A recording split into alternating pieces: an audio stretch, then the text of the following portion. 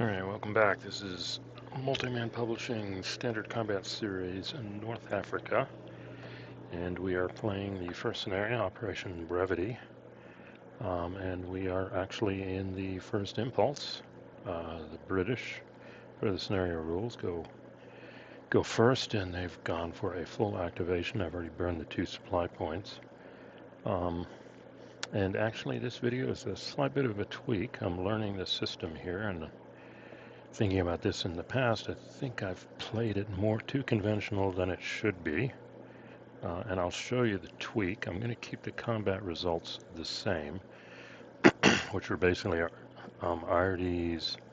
This battalion here was pushed out of Fort Capuzzo, suffered losses. The Brits advanced in, but these anti-tank guns stymied the Brits attacking up the road. The strength of this position too is we've got escarpments here, which make it, well, you can't attack across an escarpment, you can only attack across here.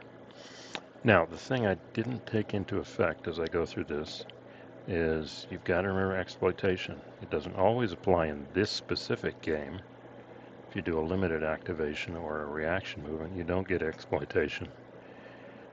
But the Brits need to get the full effect. So, I'm going to show you a slight tweak here. So what's going to happen is these units, I had them here before, but I've already checked it too. They could have instead moved here, and then these guys could have made it around here to here. So the only difference is we're swapping the position of these 2 stacks. Before, this stack was over here and this stack was over here, but they started down here and they both had enough movement points to instead swap it out. Now, why would I do that? Because doubly, guess what? These units have no zone of control. Number 1, because they don't have an attack factor, but number 2, even if they did, they're disorganized. And because they have no zone of control, well, and number 3, because it's across an escarpment, and they would only be able to move over here, so there would be no ZOC. And that's the whole key. I want to put the units that are exploit capable not in enemy zone of control. So this simple tweak here changes the complexion of things. So after that, this guy moves here. I think that hex is doubled for defense. Yep, it is. So 8, 6, he's in Fort Capuzzo. Now, what next? Here's the problem. This is it. Now, first thing I thought was, hey, maybe I can overrun that guy. Now, in normal odds, would give me 9 to 3, would give me 3 to 1, 4 to 1 for Campbell. But the problem is, there's 2 routes to overrun, and one of them is here. And if you do look at terrain effects, it does mention it here. I can attack across an escarpment, but my attack factor is 1/3 with a road there. So I could try and overrun them, but my 9 would go down to 3, and at most I'd probably have a 2 to 1, which probably isn't a very good number there. Let me check this on the CRT. There we go. 2 to 1. Yeah, you have to get to a 7 or better. And that isn't good. 2 to 1 because I had the leader, which I don't know if the leader's lived because I haven't done the leader loss. So the other option was to come this way, and they do have enough movement points to come and overrun this way, but stacking limits apply at the moment of overrun, and there's already 3 units here. So it would, wow, 1 short. 1 short. Actually, I could pull this guy out. And then these could come around and overrun. See, the other thing I was thinking was these units have enough movement points to pretty much, this is a fort as far as I can tell. I think, yeah, that's a fort. So they could literally come up here and occupy this hex. And that would pin these guys here, here, okay? Or I could come here, do the 4 to 1, and overrun. And then I've got an escarpment, so they're not attacking me. I own Fort Capuzzo. So, but then again, 4-1, there's always a chance that it won't work. And then I'd be stuck there. So that begs the question now, in the exploitation phase, what do I do? But first, we have to, I didn't do this last time, the leader loss table, because they were used in combat. 2 to 9, the unit's good. 10, 11, so you could potentially lose some leaders here. Let me pull up my dice roller. There it is, because I don't trust the vassal one. So we'll roll for Campbell and then Gott. So Campbell, 8 is okay, and Gott, 3 is fine. That's always good. So my leaders are fine. So, like I said, I could do a 4-1 here. There's a chance it may fail. I'd have to move this guy out of here.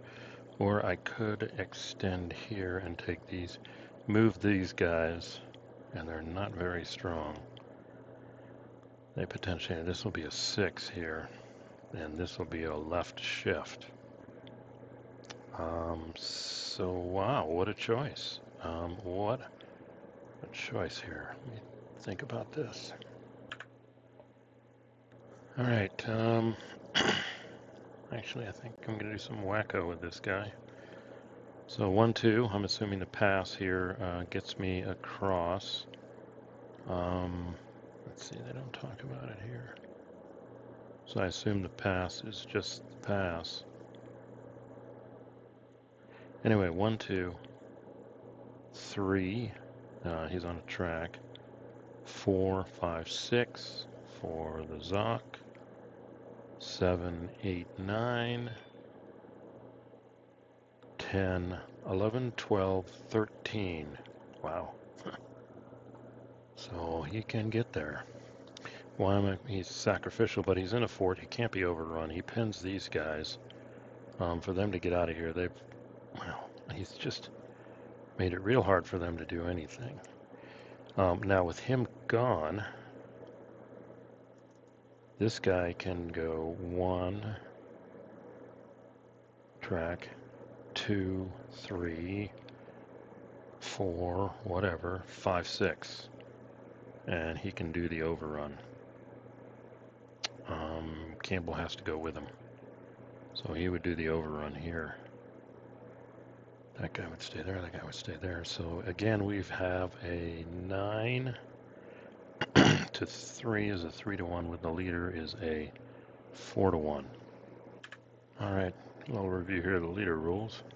They can be used for overrun combat, and the leader loss table roll is done before the combat, meaning they could die or be removed from wounding and not affect. So that takes us here back to the leader loss table. So we'll pull that up real quick. There it is, and pull out my handy dandy dice roller, which has disappeared. There it is. And let's see what happens to him. Dang it.